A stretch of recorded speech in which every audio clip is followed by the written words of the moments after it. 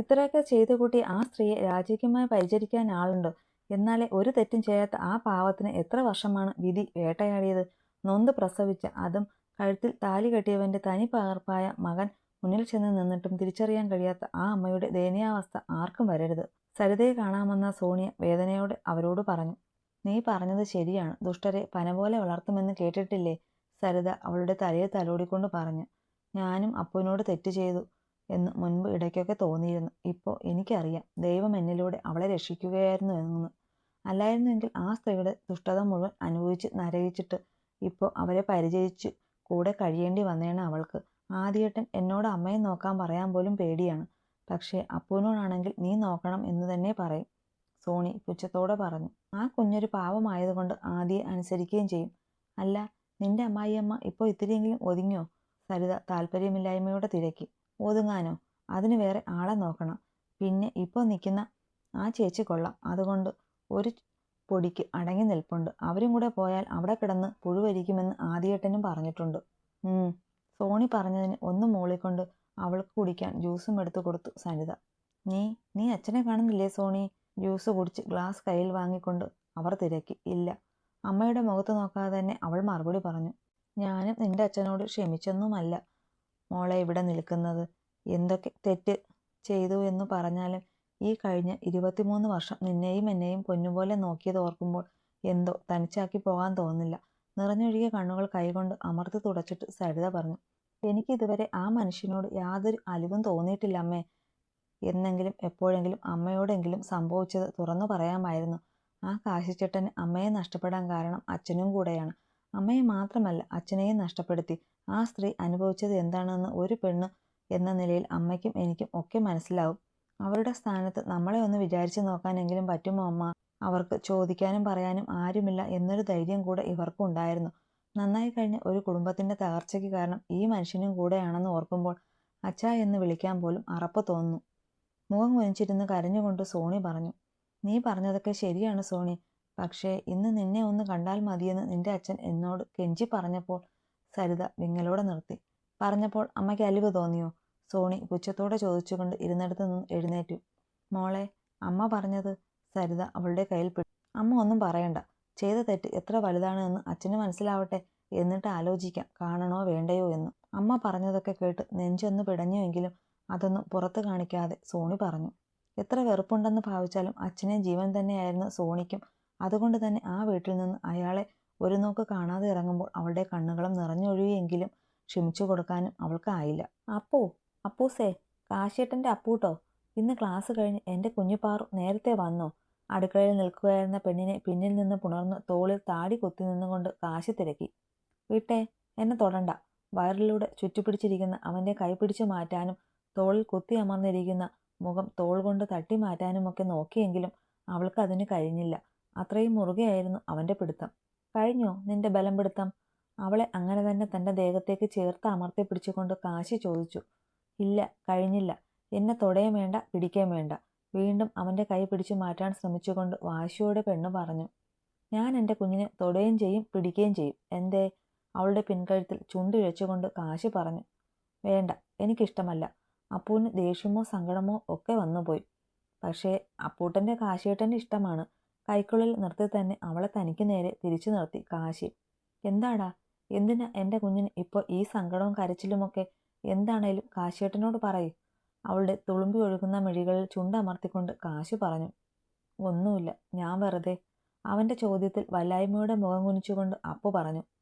അപ്പുവിനോട് ഞാൻ പറഞ്ഞിട്ടുണ്ടേ, എന്ത് കാര്യമായാലും മടിയേതും കൂടാതെ തുറന്നു പറയണമെന്ന്. അവളെ കൂർപ്പിച്ചു നോക്കി പറഞ്ഞുകൊണ്ടവൻ അവളിൽ നിന്ന് വിട്ടുമാറി.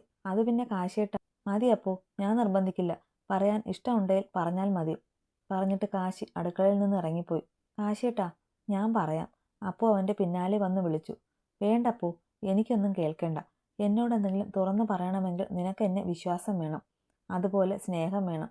ഇത് രണ്ടും ഇല്ലാത്തടത്ത് തുറന്നു പറച്ചിലുകളും ഉണ്ടാവില്ല. മുഖം കറുപ്പിച്ചു തന്നെ പറഞ്ഞിട്ട് കുളിച്ചു മാറാനുള്ളതൊക്കെ എടുത്ത് ബാത്റൂമിൽ കയറി കാശി. അപ്പോ ആണെങ്കിൽ അവൻ പറഞ്ഞതൊക്കെ വേർതിരിച്ചെടുത്ത് കണ്ണ് നിറച്ചു നിന്നുപോയി. നീ ചെയ്തത് ഒട്ടും ശരിയായില്ല രേവതി.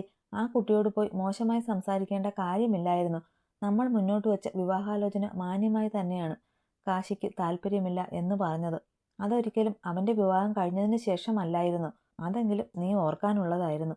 അതൊരു ചെറിയ പെൺകുട്ടിയാണ്. അതിൻ്റെ മനസ്സ് നീ പറഞ്ഞതൊക്കെ കേട്ട് വേദനിച്ചിട്ടുണ്ടാവും മോളെ. നീ അവളെ വിളിച്ച് ഒരു സോറി പറയ്. എന്നിട്ട് ആ കുട്ടിയോട് ഇങ്ങനെ സംസാരിച്ചു പോയെന്ന് കാശിയോടും തുറന്നു പറയും. കടുത്ത മുഖത്തോടെ ഇരിക്കുന്ന രേവതിയോട് അവളുടെ അച്ഛൻ സുബ്രഹ്മണ്യം പറഞ്ഞു. മാപ്പ് പറയാനോ? എൻ്റെ മുഖത്തടിച്ച് അവളോട് ഞാൻ മാപ്പ് പറയണമെന്നാണോ അച്ഛൻ പറയുന്നത്? രേവതി ദേഷ്യവും സങ്കടവും കൊണ്ട് പൊട്ടിത്തെറിച്ചു. പിന്നെ നീ പറഞ്ഞത് അത്ര നല്ല കാര്യമാണോ? കാശിയെപ്പറ്റി മോശമായി പറഞ്ഞാൽ അവനെ അടുത്തറിയുന്ന ആരെങ്കിലും വിശ്വസിക്കുമോ? ഇതിപ്പോ അവൻ്റെ പാതിയോടാണ് നീ പറഞ്ഞത്. അപ്പോ ആ കുട്ടി നിനക്കിട്ട് ഒന്ന് തന്നു, അത്രയുള്ളൂ. സുബ്രഹ്മണ്യൻ അവളുടെ കവിളിലെ വിരൽപ്പാടിൽ തലോടിക്കൊണ്ട് പറഞ്ഞു.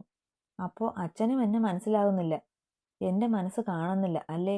കാശിയുടെ സ്ഥാനത്ത് ഇനി മറ്റൊരാളെ എനിക്ക് കാണാൻ പറ്റില്ല എന്ന് എത്രയോ കാലമായി ഞാൻ പറയുന്നു അച്ഛനോട്. വിങ്ങിപ്പൊട്ടിക്കൊണ്ട് രേവതി പറഞ്ഞു. ആവശ്യമില്ലാത്ത വാശി വേണ്ട രേവു. ഇനി നീ എന്ത് പറഞ്ഞാലും കാശി നിനക്ക് കിട്ടില്ല. പിന്നെ അതൊരിക്കലും ആ കുട്ടിയോ ഇടയ്ക്ക് വന്നത് കൊണ്ടല്ല. അവൻ നിന്നെ ഒരു ഫ്രണ്ടായിട്ടേ കണ്ടിട്ടുള്ളൂ. അത് ഒരുപാട് വട്ടം എന്നോടും അവൻ പറഞ്ഞിട്ടുണ്ട്. അതുകൊണ്ട് അവൻ്റെ ജീവിതത്തിൽ കയറി കളിക്കാൻ നിന്നെ ഞാൻ അനുവദിക്കില്ല. ഇനി അതിനാണ് ഭാവമെങ്കിൽ നിനക്ക് വേണ്ടി മാത്രം ജീവിച്ച ഈ അച്ഛനെ നീ അങ്ങ് മറന്നേക്കണം. യാതൊരു ഒച്ചപ്പാടുമില്ലാതെ പറഞ്ഞിട്ട് പതറിയിരിക്കുന്നവളെ ഒന്ന് നോക്കുക പോലും ചെയ്യാതെ മുറിയിൽ കയറി വാതിലടച്ചു സുബ്രഹ്മണ്യൻ. കുളി കഴിഞ്ഞു ഇറങ്ങി വന്ന് തോർത്തു കുടഞ്ഞ് സ്റ്റാൻഡിൽ വിരിക്കുമ്പോൾ ചുവരിൽ ചാരി കണ്ണ് നിറച്ചു നിൽക്കുന്നവളെ ഒന്ന് പാളി നോക്കി കാശി. ആ വാടിയുള്ള നിൽപ്പ് കാണി അവന് പാവം തോന്നി. ചായ എങ്കിൽ എടുത്തു വയ്ക്കാപ്പോ, എനിക്കൊന്ന് വായനശാല വരെ പോകണം. കണ്ണാടിയിലൂടെ അവളുടെ മുഖത്തെ ഭാവങ്ങൾ ഓരോന്നും നോക്കി പൊട്ടി വന്ന ചിരി അടക്കി പിടിച്ചുകൊണ്ട് മുഖത്തെ ഗൗരവം വരുത്തി കാശി പറഞ്ഞു. കാശിയേട്ടാ, ഞാനേ. അപ്പു അവനോട് അടുത്തു വന്ന് പറയാൻ ശ്രമിച്ചു. ചായ എടുക്കാൻ പറ്റുമെങ്കിൽ എടുക്ക്. ഇന്ന് വായനശാലയിൽ ഒരു മീറ്റിംഗ് ആണ്, എനിക്ക് പോകണം. ശബ്ദം കടുപ്പിച്ച് അവൻ പറയെ തുളുമ്പിപ്പോയ മിഴികൾ താഴ്ത്തി മൂളിക്കൊണ്ടവൾ അടുക്കളയിലേക്ക് പോയി. ആ പോക്ക് നോക്കി നിന്നവനും നല്ലോണം നൊന്തു. പക്ഷേ അവളുടെ ഉള്ളിലുള്ള കാര്യം പറയാത്തതിൽ അവന് അപ്പോഴും അപ്പുവിനോട് കെറുവ് തന്നെയായിരുന്നു. എന്താടാ, ആ ഫോൺ വന്നതോടെ നിന്റെ മുഖം ആകെ അങ്ങ് പൂത്തലിഞ്ഞതുപോലെ ആയല്ലോ. വായനശാലയിൽ മീറ്റിംഗ് കഴിഞ്ഞ് സംസാരിച്ചിരിക്കെ ഒരു കോൾ വന്നത് സംസാരിച്ചു വന്ന കാശിയുടെ മുഖത്ത് തെളിച്ചം കണ്ട് അമൽ തിരക്കി. അതൊരു പൂച്ചക്കുട്ടി പുലിക്കുഞ്ഞായ കഥ കേട്ടതിന്റെ തിളക്കമാണ് മോനെ. അതിയായ സന്തോഷത്തോടെ പറഞ്ഞിട്ട് അമലിന്റെ കവിളിൽ പിടിച്ചൊന്ന് വലിച്ചു വിട്ടുകൊണ്ട് അവന്റെ അരികിലിരുന്നു കാശി. അതാരാ ഒരു പുതിയ പുലിക്കുഞ്ഞ്? അവൻ വലിച്ചുവിട്ട കവിളിൽ തലോടിക്കൊണ്ട് അമൽ ചോദ്യഭാവത്തിൽ കാശിയെ നോക്കി. എൻ്റെ അപ്പു, അല്ലാതെ ആര്? കാശി പുഞ്ചിരിയോടെ പറഞ്ഞു. കാര്യം പറയടാ. അമൽ അവന്റെ ചുമലിൽ തള്ളിക്കൊണ്ട് പറഞ്ഞു. എൻ്റെ പൂച്ചക്കുഞ്ഞ് രേവതിയുടെ മുഖത്തടിച്ചെന്ന്. എന്തിന്? കാശി പറഞ്ഞത് വിശ്വസിക്കാനാവാതെ അമൽ തിരക്കി. എന്നെ വിട്ടുകൊടുക്കണമെന്നോ രേവതിയും ഞാനുമായിട്ട് പ്രണയമായിരുന്നു എന്നൊക്കെ അപ്പുവിനോട് അവൾ വന്ന് പറഞ്ഞു എന്ന്. അത് കേട്ടപാടെ എൻ്റെ അപ്പൂട്ടൻ രേവതിയുടെ മുഖത്തിട്ട് ഒരെണ്ണം കൊടുത്തു എന്ന്. നിന്നോടിതിപ്പോൾ ആരാ പറഞ്ഞത്? അപ്പു ആണോ നിന്നെ വിളിച്ചത്?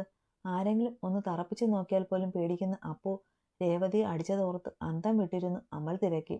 അപ്പു പറഞ്ഞില്ല. ഞാൻ വന്നപ്പോൾ മുഖവും കനപ്പിച്ച് നിൽപ്പുണ്ടായിരുന്നു. ഞാനും മുഖം കറുപ്പിച്ചാണ് ഇങ്ങ് പോകുന്നത്.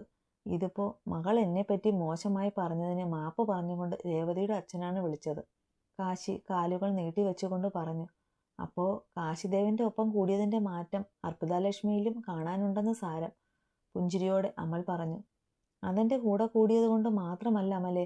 നല്ല ധൈര്യം കിട്ടിയതിന് ഇരട്ടിയായി തിരികെ കൊടുക്കുന്ന പാരമ്പര്യവുമൊക്കെയുള്ള ഒരച്ഛൻ്റെ മകൾ കൂടെയാണ് അവൾ. ആ ചോരഗുണം കാണിക്കാതിരിക്കുമോ?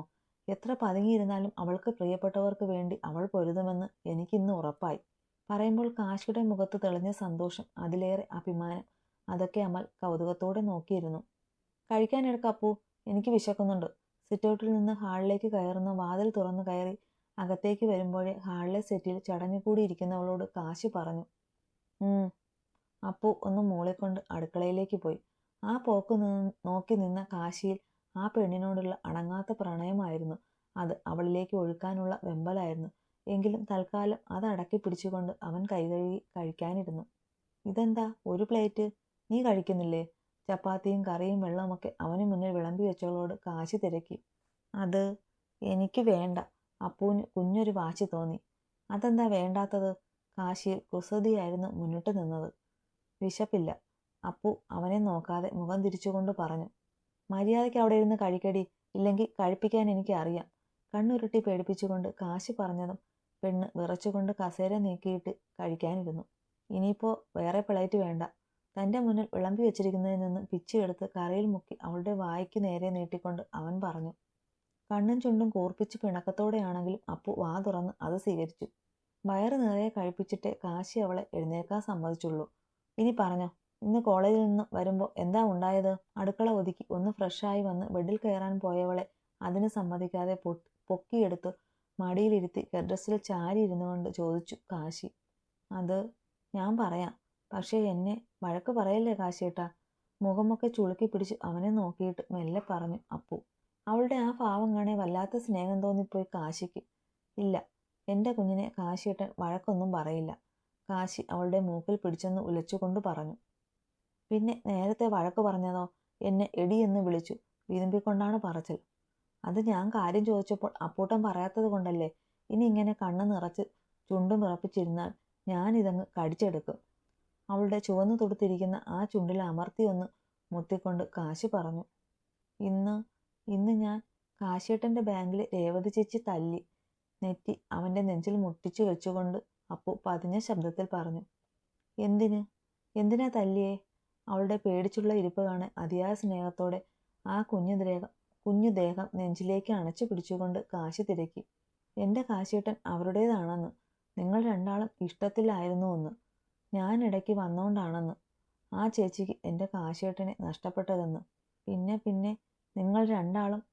അല്പനേരം നിർത്തിയിട്ട് അപ്പു ഒന്ന് തേങ്ങി. അവളെ ചുറ്റിപ്പിടിച്ചിരുന്ന അവൻ്റെ കൈകൾ അവളിൽ ഒന്ന് മുറുകി. പിന്നെന്താടാ? കാശി അലുവോടെ തിരക്കി.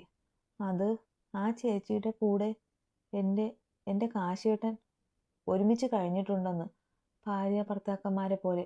അങ്ങനെ പറഞ്ഞോണ്ടാ. എൻ്റെ കാശിയേട്ടനെ എനിക്കറിയാമല്ലോ, അത്രയും മോശമായിട്ട് പറഞ്ഞുകൊണ്ടാണ് ഞാൻ തല്ലിപ്പോയത്. എൻ്റെ കാശിയേട്ടനല്ലേ എൻ്റെ മാത്രം. അപ്പോൾ അവർ അങ്ങനെ പറയാൻ പാടുണ്ടോ? എനിക്ക് എൻ്റെ കാശിയേട്ടന് എന്ത് ഇഷ്ടമാണെന്നറിയോ? എൻ്റെ ജീവൻ. അല്ല, അതിനു മേലെ എന്തേലും ഉണ്ടെങ്കിൽ അതാണ്. എനിക്ക് പറയാനറിയില്ല. വിങ്ങിപ്പൊട്ടി പറഞ്ഞുകൊണ്ട് അവനെ ചുറ്റി വരിഞ്ഞു അപ്പു. എൻ്റെ കുറിഞ്ഞിപ്പൂച്ചേ, അയ്യേ, അവൾക്ക് ഒരടി കൊടുത്തതിനാണോ എൻ്റെ കുഞ്ഞ് ഇങ്ങനെ സങ്കടപ്പെടുന്നേ? അവൾ പറഞ്ഞതിന് ഒന്നല്ല, കുറച്ചുകൂടെ കൊടുക്കേണ്ടതായിരുന്നു. കാശി അവളുടെ മുഖം ഇരു കൈയിലും പൊതിഞ്ഞു പിടിച്ച് ആ മുഖമാകെ ചുംബിച്ചുകൊണ്ട് പറഞ്ഞു. അപ്പോ ഞാൻ അവരെ തല്ലിയത് കൊണ്ട് കാശിയേട്ടൻ എന്നോട് ദേഷ്യമൊന്നുമില്ലേ? അതിന് മറുപടി പറയാതെ കാശി നുരഞ്ഞു പൊന്നുന്ന പ്രണയത്തോടെ ഭ്രാന്തമായ ആവേശത്തോടെ അവളുടെ വിറയ്ക്കുന്ന ആ തുടുത്ത അതരങ്ങൾ കവർന്നെടുത്തു. ഇതെന്താ ഡോക്ടർ ഈ മുറിവുണങ്ങാത്തത്? നല്ലോണം വൃത്തിയായി തന്നെയാണ് സൂക്ഷിച്ചത്. എന്നിട്ടും ഇങ്ങനെ ഇൻഫെക്ഷൻ ആവാൻ അമ്മയ്ക്ക് ഷുഗറൊന്നുമില്ല എന്നാണ് എൻ്റെ അറിവ്. ഹേമയുടെ നടുവിൽ സർജറി ചെയ്ത ഭാഗം പഴുത്തു തുടങ്ങിയതോടെ ഡോക്ടറെ കാണിക്കാൻ കൊണ്ടുവന്നതാണ് ആദി. ആ മുറിവ് കണ്ടതോടെ തലകറങ്ങുന്ന അവസ്ഥയിൽ ആയിപ്പോയാൽ അതേ വെപ്രാളത്തോടെയാണ് ഡോക്ടറോട് ചോദിച്ചത്. അതൊക്കെ ഇനി ടെസ്റ്റ് ഒക്കെ കഴിഞ്ഞാൽ മാത്രമേ അറിയാൻ പറ്റൂ. നമുക്ക് നോക്കാം.